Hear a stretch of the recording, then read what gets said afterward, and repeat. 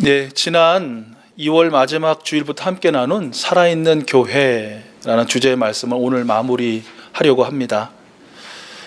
배우고 돌보며 예배하고 전도하는 살아있는 교회, 참과 진정으로 예배하는 살아있는 교회, 성령이 하나 되게 하신 교제를 힘써 지키는 살아있는 교회, 세상에 선한 영향력을 흘려보내는 살아있는 교회, 성삼위 하나님의 은혜에만 감사로 봉헌하는 살아있는 교회. 그동안 초대교회의 모본을 통해서 살아있는 교회의 특징을 살펴보고 우리 익숙수 교회의 지향과 꿈을 다시 한번 확인할 수 있었던 참으로 귀한 시간이었다고 생각합니다. 이제는 마지막으로 정말 중요한 일이 하나 남았습니다. 무엇이겠습니까? 그것은 바로 우리가 살아있는 교회로 사는 것입니다. 그동안 잘 살아오셨죠? 그랬다면 이제 조금 더 열심히 그리고 진실로 더욱 힘을 다하여 살아있는 교회로 사는 우리가 되어야 될 줄로 믿습니다.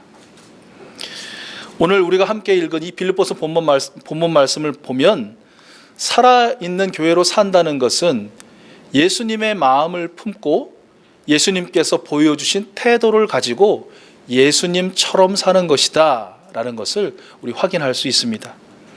먼저 2절 말씀을 보시면 같은 생각을 품고 같은 사랑을 가지고 뜻을 합하여 한 마음이 되라고 말씀하십니다.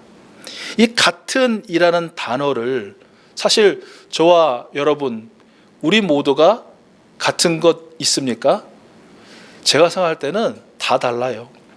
같아 보이는 것일 뿐이지 그 색깔과 온도를 따지면 그 같아 보이는 것도 다 다릅니다. 우리에게 같은 것은 딱 한 가지입니다. 무엇이겠습니까? 저와 여러분 심령에 찾아 들어와 지금 살아 역사하시는 예수 그리스도, 그 한 분을 우리 마음에 모셨다라는 것만이 아마 같은 것일 겁니다. 그러니까 2절 말씀의 같은을 우리 모두가 같다고 생각하는 예수님이라는 단어로 바꿔서 다시 읽어볼 수 있겠습니다. 읽어보면 예수님의 생각, 즉 예수님의 마음을 품고 예수님의 사랑을 가지고 예수님의 뜻으로 합하여 예수님처럼 살라가 되는 것입니다. 이어지는 3절과 4절 말씀을 보면 그러한 삶의 구체적인 모습이 세 가지가 기록이 되어 있습니다. 첫째, 무슨 일을 하든지 경쟁심이나 허영이 아닌 겸손한 마음으로 하라.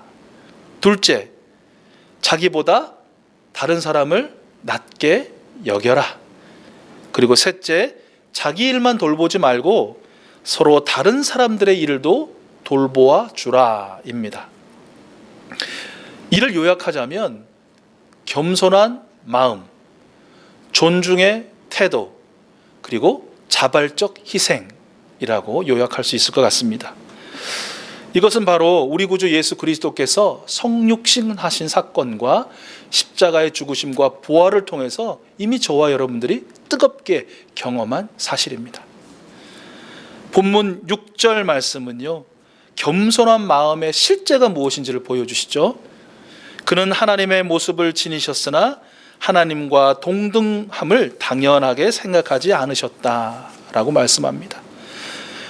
7절 말씀은 존중의 태도에 대한 실제를 또한 우리에게 보여줍니다. 오히려 자기를 비워서 종의 모습을 취하시고 사람과 같이 되셨습니다. 이어지는 7절 하반절과 8절 말씀은 자발적 희생이 어떤 것인지 그 진정한 모습을 증언합니다.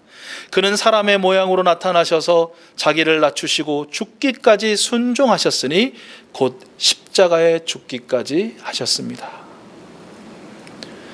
예수 그리스도의 겸손한 마음, 존중의 태도, 그리고 자발적 희생이 극명하게 드러난 십자가의 그 은혜로 말미암아 저와 여러분들은 구원을 받았습니다. 내가 진정으로 너희에게 말한다. 내 말을 듣고 또 나를 보내신 분을 믿는 사람은 영원한 생명을 가지고 있고 심판을 받지 않는다. 그는 죽음에서 생명으로 옮겨갔느니라. 아멘. 사도 베드로 또한 선포합니다. 베드로전서 2장 10절 말씀, 여러분이 전에는 하나님의 백성이 아니었으나 지금은 하나님의 백성이 되었습니다. 전에는 자비를 입지 못한 사람이었으나 지금은 자비를 입은 사람들입니다. 그는 그러면서 9절 말씀에서 구원받아 하나님의 백성이 되고 자비를 입은 그리스도인 된 우리의 사명을 선포하죠.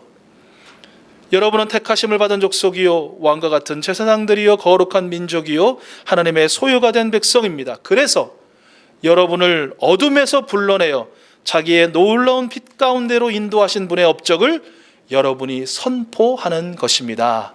아멘. 예수 그리스도의 십자가 은혜로 구원받은 우리는 예수 그리스도의 십자가와 부활의 복음을 선포해야 하는 것입니다. 예수 그리스도의 십자가와 부활의 복음을 선포한다는 것은 또 그러면 어떤 것일까? 오늘 5절 말씀에서 그 의미를 다시 한번 확인할 수 있습니다. 여러분 안에 이 마음을 품으십시오. 그것은 곧 그리스도 예수의 마음이기도 합니다. 아멘. 그런데요, 말씀에서 이 마음은 태도를 의미합니다. 태도라는 말과 바꿔 사용해도 무방하다라는 것입니다. 그래서 이런 말씀도 됩니다. 여러분은 이런 태도를 가지십시오. 그것은 곧 그리스도 예수께서 보여주신 태도입니다.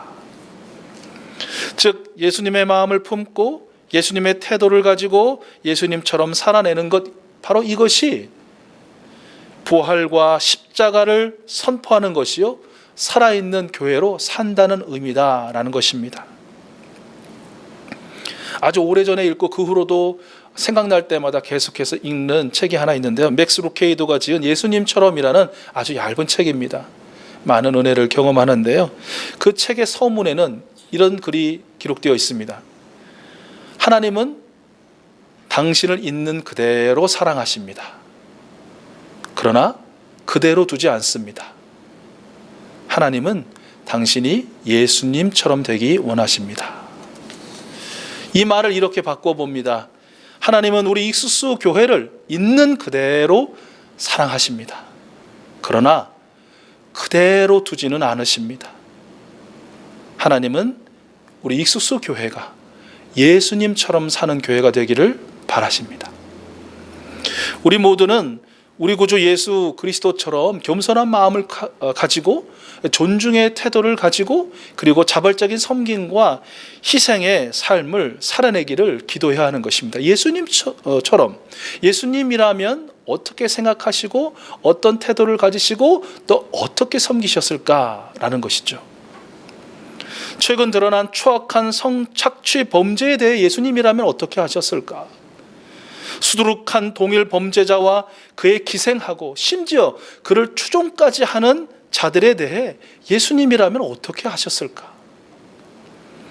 코로나19로 인해 나와 많은 시민들, 나아가 세계 시민들이 고통받고 있는 이때에 예수님이라면 무엇을 어떻게 하셨을까? 철저하게 모이는 교회로서만 기능했는데 이제는 철저하게 흩어지는 교회로 살 수밖에 없는 이때에 예수님이라면 어떻게 하셨을까?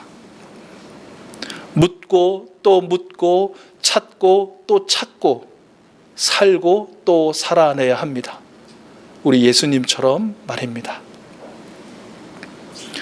우리 익수수 가족들 모두가 예수님의 마음을 품고 예수님이 보여주신 태도를 가지고 예수님께서 보여주셨던 그 섬김과 희생의 삶을 따라 사는 귀한 예수님의 사람들, 우리 하나님의 자녀들 될 줄 믿습니다.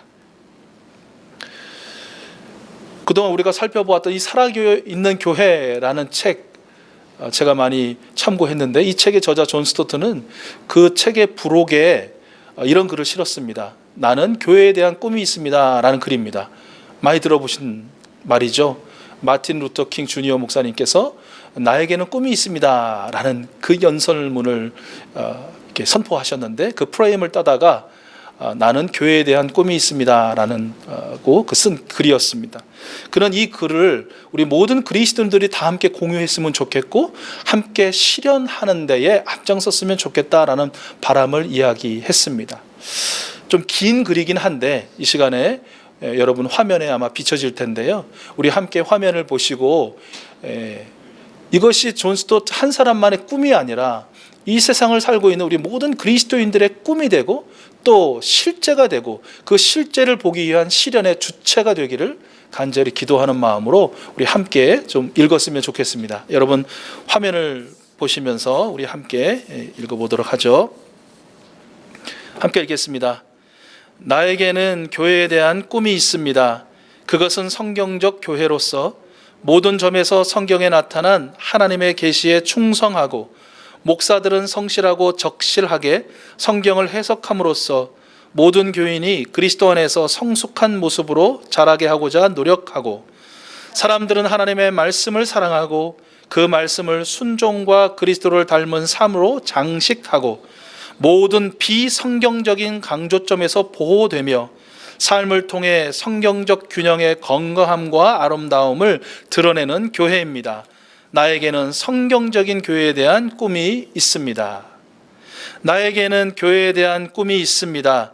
그것은 예배하는 교회로서 사람들이 하나님을 만나고 예배하기 위해 함께 모이고 하나님이 늘 그들 가운데 계시다는 것을 알고 매우 겸손하게 그분 앞에 엎드리고 주 예수님의 식탁으로 정기적으로 자주 나와서 십자가에서 이루어진 위대한 구속 행위를 찬양하고 음악적 재능으로 예배를 풍성하게 하고 기도를 믿으며 기도 가운데 하나님을 붙들고 일요일 예배와 기도 모임에서뿐 아니라 가정과 주중의 일과 일상적인 삶에서도 예배가 나타나는 교회입니다. 나에게는 예배하는 교회에 대한 꿈이 있습니다. 나에게는 교회에 대한 꿈이 있습니다.